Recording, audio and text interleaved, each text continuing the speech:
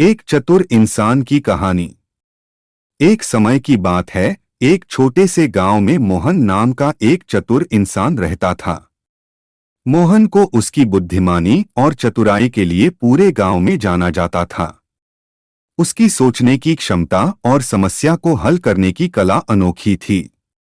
एक दिन गांव के मुखिया के खेतों में एक बड़ी समस्या आ गई। खेतों में एक विशाल पत्थर था जो हल चलाने में बाधा बन रहा था। बहुत सारे लोग कोशिश कर चुके थे, लेकिन कोई भी उस पत्थर को हिला नहीं पाया। गांव के लोग परेशान थे क्योंकि अगर पत्थर नहीं हटता तो फसल नहीं बोई जा सकती थी।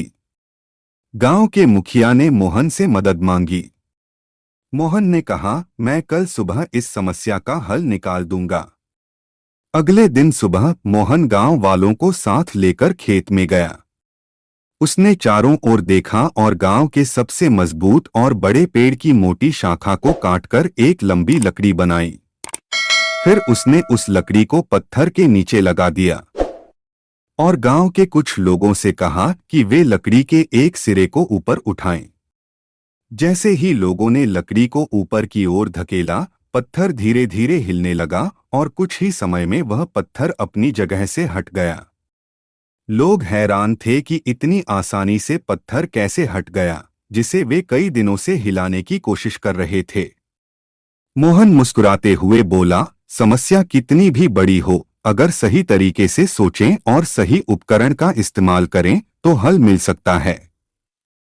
गांव के लोग उसकी बुद्धिमानी से प्रभावित हो गए और मोहन की तारीफ करते हुए बोले, सचमुच तुम बहुत चतुर हो।